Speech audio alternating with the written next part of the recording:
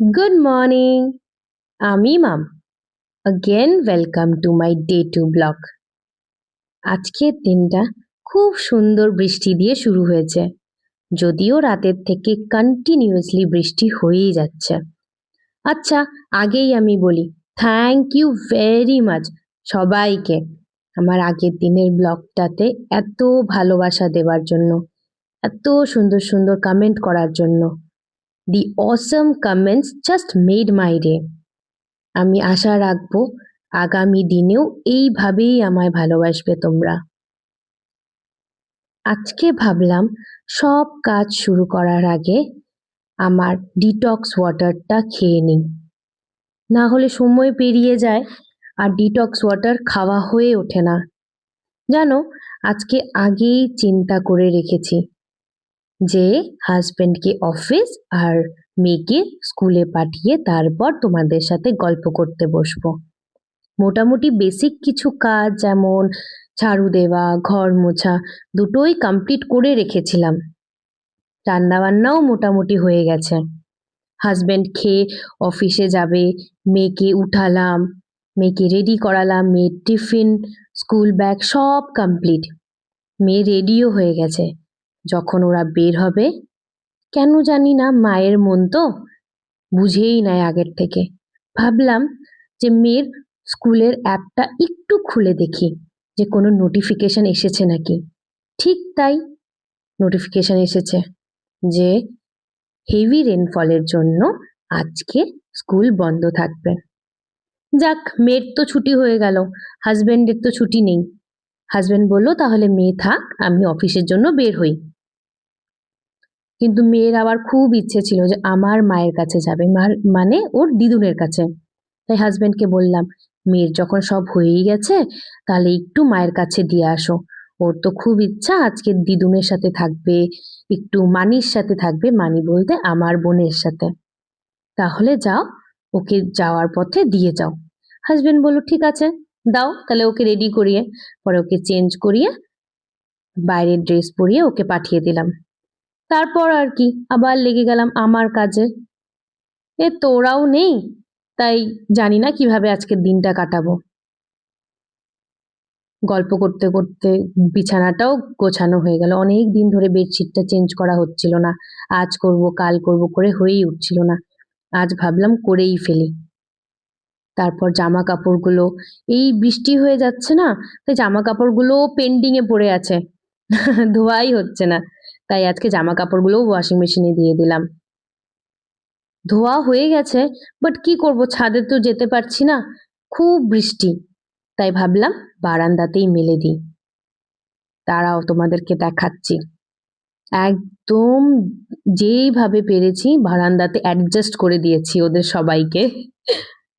যাক, এই যে আমি যে জামা কাপড় ভাঁজ করা শুরু করলাম, একদম এইভাবে ভেবো না কিন্তু যে আজকে যেগুলা ধুয়ে দিলাম সেগুলাই ভাঁজ করছি, মোটেও তা নয়।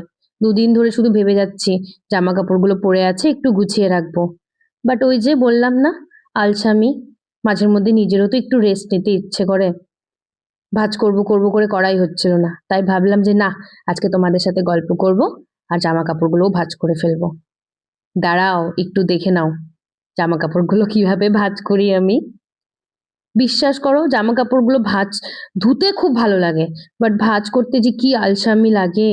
কেন কি, ভাঁজ করে শুধু রাখলেই হবে না, জায়গাটা জায়গায় রাখতে হবে। আর আমি না একটু জামা কাপড়গুলো গুছিয়ে রাখতেই ভালোবাসি। যেমন আমারটা আমার ক্যাবিনেটে, হাজবেন্ডেরটা হাজবেন্ডের ক্যাবিনেটে, মেয়েরটা মেয়ের ক্যাবিনেটে। জানো, আমারটা আর মেয়েরটা ঠিক গুছানো থাকে, কিন্তু হাজবেন্ডেরটা যতই গুছিয়ে রাখি না কেন, একটা বের করতে গেলে বাকি সবগুলোকে একদম অগোছালো করে রেখে দেয়। কিন্তু তাও কি করব, আমার না গুছিয়ে রাখতেই ভালো লাগে। তাই ও যতই নোংরা করে রাখুক না কেন বা অগোছালো করে রাখুক না কেন, আমি ঠিক আবার জায়গাটা জায়গায় রেখে দিই। তাও এত সুন্দর করে গুছিয়ে রাখি, তাও ঠিক পরের দিন আমায় বলবে এটা পাচ্ছি না ওটা পাচ্ছি না। অ্যাকচুয়ালি তা নয়, ওই আমারই বের করে দিতে হবে। আমারও করতে ভালো লাগে, আর ও বলে যে তুমি ছাড়া আছেই বা কে আমাকে বের করে দেওয়ার জন্য। তাই ও যখন বলে, আর এমনি ওর বলতেও হয় না, তার আগেই আমি বের করে রেখে দিই। যা যা আছে, যেমন ওর অফিসে যাওয়ার আগে শার্ট প্যান্ট, এগুলা না আর কিছু ভিডিও করা হয় না। ওই যে বললাম না, সকালবেলা খুব রাশ টাইম থাকে, তাই তাড়াহুড়ো করে করতে হয়। তাও চেষ্টা করি যতটা পারি তোমাদের সাথে শেয়ার করার।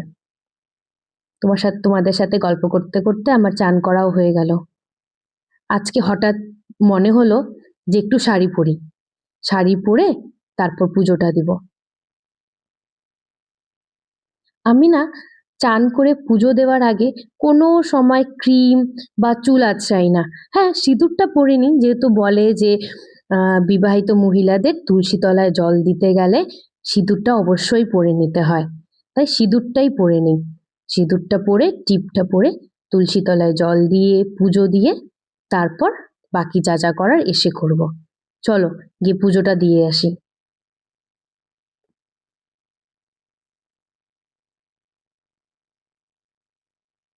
আমি থাকি নিচতলাতে, এটা দোতলা। দোতলাতেই আমার তুলসী গাছটা আছে। এই তুলসী গাছে জলটা দিয়ে পুজোটা দিচ্ছি, তারপর চলে যাব আরেক জায়গায় পুজো দিতে। একটা সিক্রেট আছে, অনেকেই জানে যদিও, বাট যারা জানে না আমি তাদের বলে দিই। আমি একটা বুটিক চালাই, শাড়ির বুটিক, যেটার নাম ধৃতিস ক্রিয়েশন। সেখানেই যাচ্ছি, কেন কি সেখানেই আমার একটা ছোট্ট মন্দির আছে।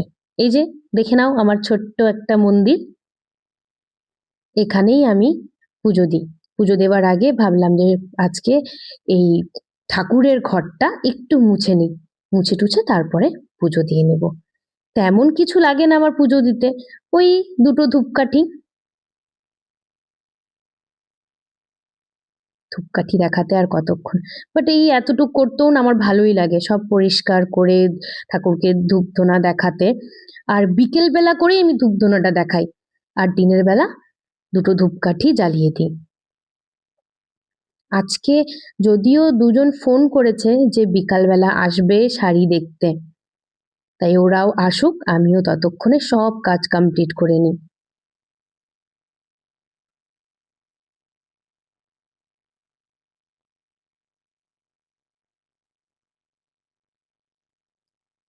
নাও, বেশিক্ষণ তো লাগলো না, পূজা দেওয়াও অলমোস্ট কমপ্লিট। আমি বলে দিচ্ছি, আমার তোমরা সবাই কিন্তু এখন জেনে গেলে যে ধৃতিস ক্রিয়েশন বলে শাড়ির বুটিক আমার আছে, তাই সবাই ইনভাইট রইল। যারা জানো না তারা অবশ্যই একবার এসে ভিজিট করে যাবে, আর যারা জানো তারা তো এসেইছো,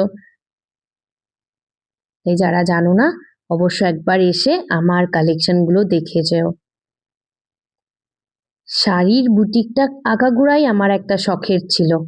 হাজবেন্ডকেও রিকোয়েস্ট করছিলাম যে দেখো না যদি পারো আমাকে একটু বুটিক খুলে দেওয়ার। ও যথেষ্ট হেল্পফুল, ও আমাকে যথেষ্ট সাপোর্ট করেছে। না, পুজো দেওয়াও শেষ, তোমাদের সাথে গল্প করাও শেষ। এখন নিজে একটুখানি, আমি কিন্তু এমন কিছু মেকআপ করি না, এমন কিছু ডেলি রুটিনও নেই, জাস্ট একটু মুখে ক্রিম আর ঠোঁটে একটা লিপ বাম, বাস। তাও লিপ বামও না, ভেজলিন, যেটা ছোট থেকে দেখে আসছি, মা দিত বাবা দিত, এখন আমি সেটাকে কন্টিনিউ করছি।